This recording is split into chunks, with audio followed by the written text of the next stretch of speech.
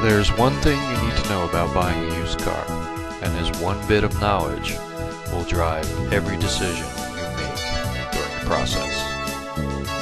Now, this is a really basic question, and it's not meant to insult your intelligence, but to illustrate the point. Choose one.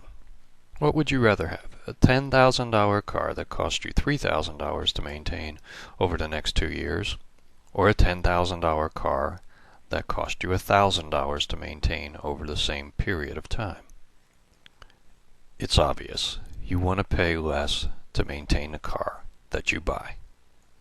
It seems so simple, and most people will say they know how important it is, but they just don't take the steps to be sure of the car's condition before they buy.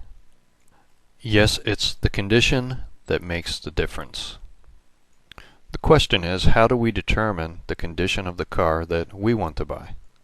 Well, step one is what I affectionately call the duck test. If it walks like a duck, and talks like a duck, and it looks like a duck, it's a duck. So apply the duck test to the used car that you're looking at and test driving.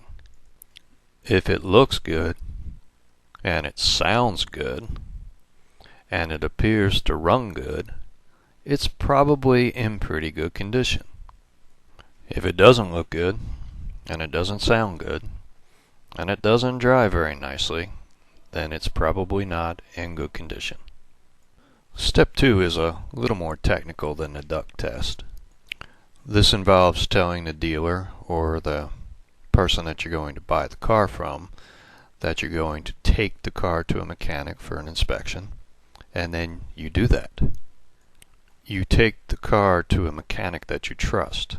Now, if you don't know a mechanic that you trust, I think you know people who may know a mechanic that they trust, and if you trust them, well, take it to their trusted mechanic. We're buying a used car and little things are probably going to go wrong. What we want the mechanic to look at are the major systems.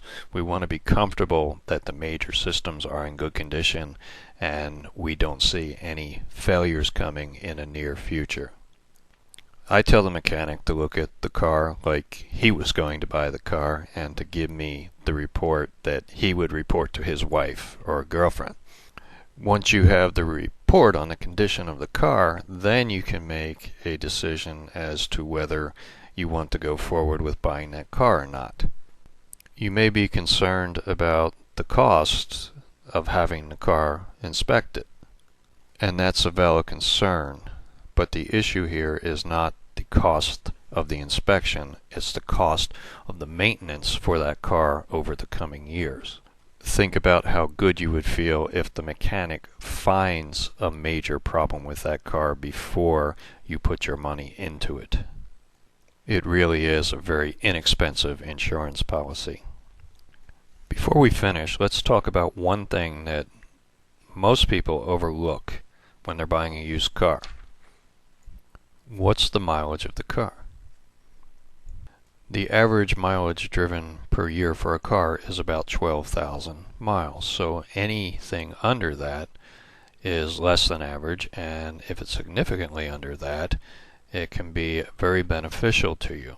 While how hard the car is driven certainly affects its condition, generally lower mileage cars are going to have fewer maintenance problems. The kicker is that you won't pay a whole lot more for a lower mileage car. If you check Kelley Blue Book or some of the other pricing services, you'll find that lower mileage cars are only a small percentage more expensive than higher mileage cars. Buying the lower mileage car can definitely save you a lot of money in maintenance over the years, so if you can find that low mileage model, buy that one over the higher mileage model. Okay, let's quickly summarize what we've talked about to this point. The most important thing in buying a used car is to know the condition of that car, because the condition is going to determine how much money you spend on maintenance over the coming years.